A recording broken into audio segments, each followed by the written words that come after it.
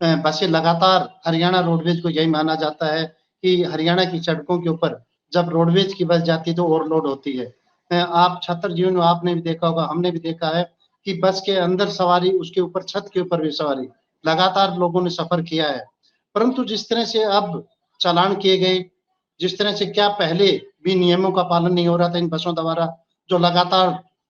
जो यात्री हैं उनकी जान को जोखिम में डालकर चल रही थी और नियमों को ताक पर रखकर चल रही थी, और जब एक छोटी-सी घटना हुई उसके बाद में पुलिस भी एक्शन में आ जाती है, तो क्या माना जाए कि जो हरियाणा रोडवेज हो राजस्थान रोडवेज हो, तो ये क्या बसें जो रोडवेज विभाग और पुलिस विभाग है, ये क्या अब तक फ्रेंडली मैच खेल रहा था कि वो उसका चालान नहीं कर रहा था, वो धड़ल्ले से वहाँ पर चल रही थी। तो क्या लगता है कि जो पुलिस की तरफ से जो कदम उठाया गया है, क्या ये इस तरह की घटना के बाद उठाया जाना चाहिए या पहले भी इस तरह से जो बसें हैं, जो नियमों को ताक पर रखकर चलती हैं, उनके खिलाफ कार्रवाई होनी चाहिए?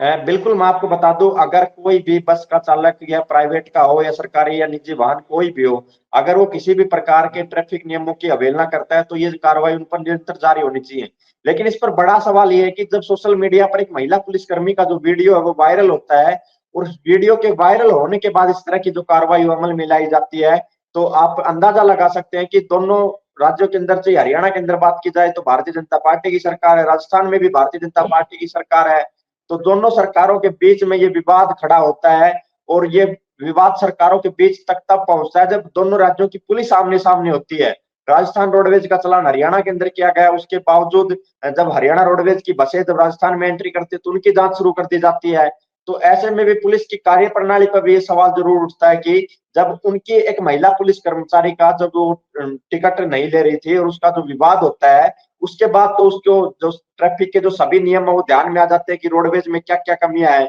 लेकिन जब वो रोडवेज की बसें पूरे 365 दिन साल भर उन सड़कों के ऊपर दौड़ती है और जब उनका चालान नहीं किया जाता तो क्या उनको आम जनता की फिक्र नहीं है? क्या आम जनता के लिए वो नियम कायदे पूरे नहीं होने चाहिए? अगर वो नियम कायदे बनाए गए हैं तो वो लोगों के जनहित के लिए बनाए गए हैं। अगर वही जब उस टाइम पूरे नहीं होंगे तो हादसों के बाद अक्सर देखा जाता है कि जब कोई बड़ा हादसा होता है तो सरकार भी ये कह देती है कि हम इस पूरे मामले की जांच करेंगे और जड़ तक पहुंचेंगे। बकायदा मैं आपको एक याद दिलाना चाहूंगा, कनीना के अंदर एक हादसा हुआ था जिसमें 6 स्कूली बच्चों की जान चली गई थी। उसके बाद बसों के ताबड़तोड़ जो चालान है वो शुरू हो गए, इंक्वायरियां बैठी, उसके बाद में एक दिल्ली से सर्वे के लिए टीम आती है। आगे जो सड़कों के अंदर जितनी भी खामियां उनको दूर किया जाएगा और उनको देखा जाएगा, इस पे सर्वे करने के लिए वो टीम पहुंची। लेकिन आज तक महेंद्रगढ़ जिले की सड़कों का वही हाल है। कई जो फ्लाईओवर है कि कनीना से निकलते ही एक नहर का जो पुल लगता है वहां पर रोड की इतनी बड़ी दुर्दशा है जिससे मात्र 500 मीटर दूर वो जो हादसा हुआ था, कई टीमें वहां से सर्वे करके निकल गई लेकिन उस सड़क के हालात आज भी नहीं सुधरे। तो धरातल पर कुछ नहीं है, बकायदा ये नियम कायदे हैं। सरकार और जो पुलिस कर्मचारी है पता नहीं ये कब, जब कोई हादसा होता है तभी इस प्रकार के काम क्यों करते हैं। अब हरियाणा पुलिस देख लो, उनके जो कर्मचारी के साथ जब टिकट पर विवाद हुआ तो उनको राजस्थान रोडवेज के जो सभी नियम कायदे वो ध्यान में आ गए, लेकिन उससे पहले धड़ल्ले से ये बसें यहीं चल रही थी, आगे भी चलेंगी। 2-4 दिन तक ये कार्रवाई रहती है। हालांकि गृह मंत्री जो अनिल विज है, उनका भी बयान आज सामने आया है क्योंकि रोडवेज नारनौल जो रोडवेज थी उसकी 20 बसों के जो जाती थी उनमें से 18 के ऊपर जो कार्रवाई हुई है तो उन्होंने इसकी जो रिपोर्ट है वो भी मुख्यालय तक भेजी है। तो परिवहन मंत्री है, उनका भी आज बयान सामने आया। उनका ये कहना है कि अधिकारियों से बात हो गई और मामला सॉर्ट आउट हो गया है। लेकिन अब जो है हरियाणा रोडवेज जो यूनियन है उसके द्वारा एक बड़ा ऐलान कर दिया गया। उसने कहा है कि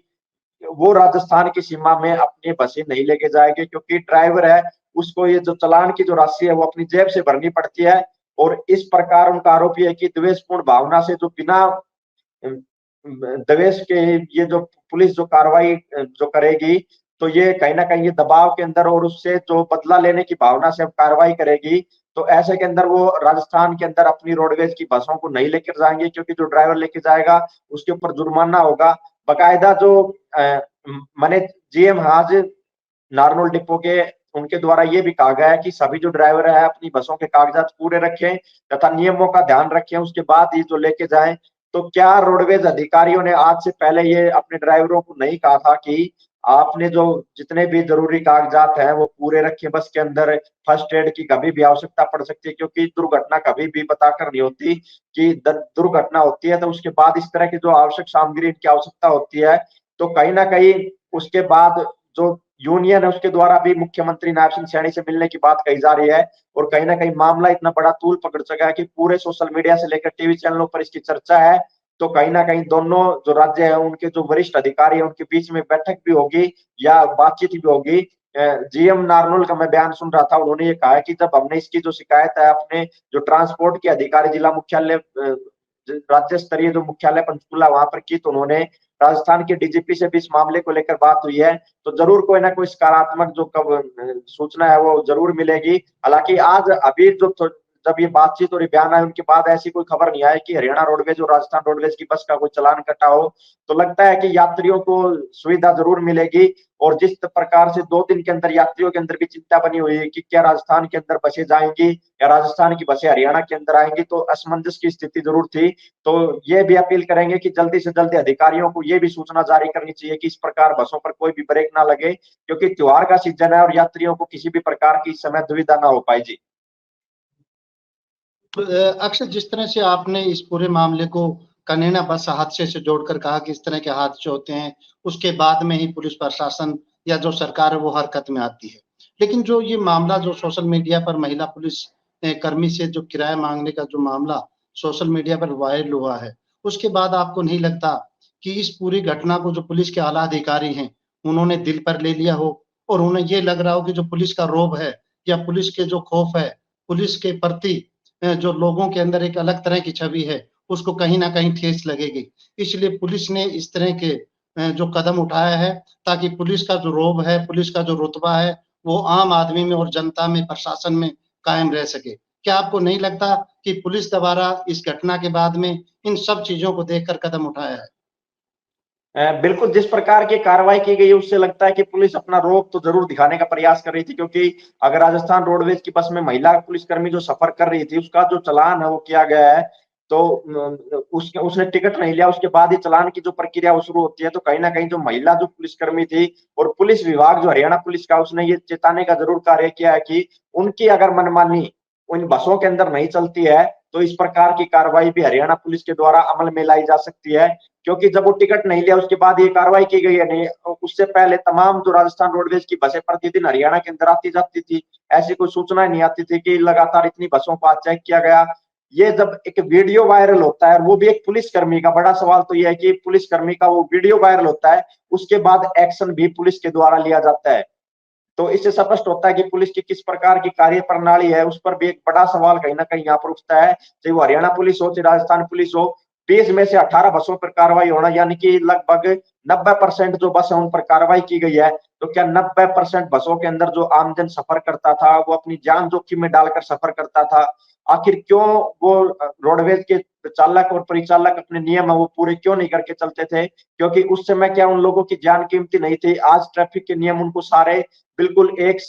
जो पूरी जो सूची है वो आज एक साथ दिखाई दे गई कि ये हरियाणा रोडवेज की बसों के अंदर नियम पूरे नहीं है और ये राजस्थान रोडवेज की बसों के अंदर नियम पूरे नहीं है। तो पूर्ण रूप से ये कार्रवाई को मैं मानता हूं कि द्वेषपूर्ण ये कार्रवाई की जा रही है। पहले हरियाणा पुलिस के द्वारा ये शुरू किया गया, उसके बाद राजस्थान पुलिस ने भी बदला लेने की भावना से ये शुरू किया है। तो दोनों जो राज्य की जो पुलिस प्रशासन है वो बिल्कुल आमने सामने है। और उस बात का जो एक अंदाजा तो स्पष्ट तौर पर लगता है कि काठुआ टोल प्लाजा, जहां पर आज तक हरियाणा रोडवेज की बसों का चालान नहीं देखा, वहां लगातार जो निरंतर जो बसें हैं उनपे जो चेकिंग की जा रही है, 4 किलोमीटर का एरिया है वो राजस्थान का, बीच में लगता है आगे हरियाणा है पीछे हरियाणा है, और बीच में 4 किलोमीटर का जो हिस्सा आता है उस पर ही पुलिस चेकिंग करने के लिए पहुंच जाती है और रुकवाती भी सिर्फ हरियाणा रोडवेज की बसों को। तो ये कार्रवाई कहीं ना कहीं मेरे को पूर्ण रूप से है कि द्वेषपूर्ण कार्रवाई है और इसमें खामियाजा भुगतना पड़ रहा है, तो उन यात्रियों को भुगतना पड़ रहा है। और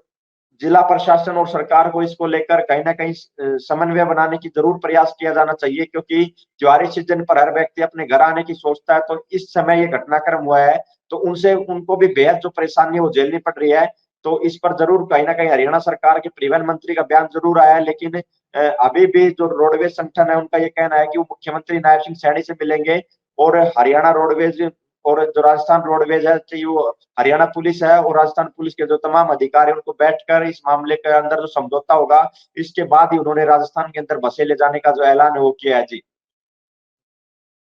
बिल्कुल, जिस तरह से आज की जो चर्चा है इसमें ये बात बिल्कुल निकल कर सामने आई है कि जो रोडवेज की बसें हैं वो नियमों को ताक पर रखकर धड़ल्ले से हरियाणा में चल रही थी और इसके साथ ही हरियाणा की बसें राजस्थान में चल रही थी। परंतु पुलिस भी आंखें मूंदे सारा तमाशा देख रही थी और जब पुलिस कर्मियों के साथ इस तरह का बर्ताव किया गया, उसके बाद में नियम कायदे वो सामने लाए गए और उसके बाद में पुलिस प्रशासन हरकत में आया है। ऐसे में यही सवाल उठता है इस पूरे मामले में, जहाँ पुलिस कर्मियों की अपनी ड्यूटी सही से नहीं निभा पा रहे थे और इसके साथ ही रोडवेज है, वो भी नियमों को ताक पर रखकर चल रही थी। तो सरकार से भी यही गुजारिश है कि इस तरह की घटनाओं का इंतज़ार ना करें और लगातार जो नियम और कायदे हैं, उसके अनुसार ही प्रशासन और सरकार को या जो भी विभाग है, उसको काम करना चाहिए। आज की चर्चा में हमारे साथ जुड़े अक्षय यादव, आपका बहुत-बहुत धन्यवाद और इसी तरह की चर्चाएँ लगातार हमारे चैनल पर जारी रहेंगी। तब तक के लिए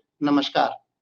और आप हमसे जुड़े रहने के लिए सब्सक्राइब करें YouTube पर, फॉलो करें Twitter पर और लाइक करें Facebook पर। और ज्यादा जानकारी के लिए आपको टाइप करना होगा सिर्फ न्यूज नशा।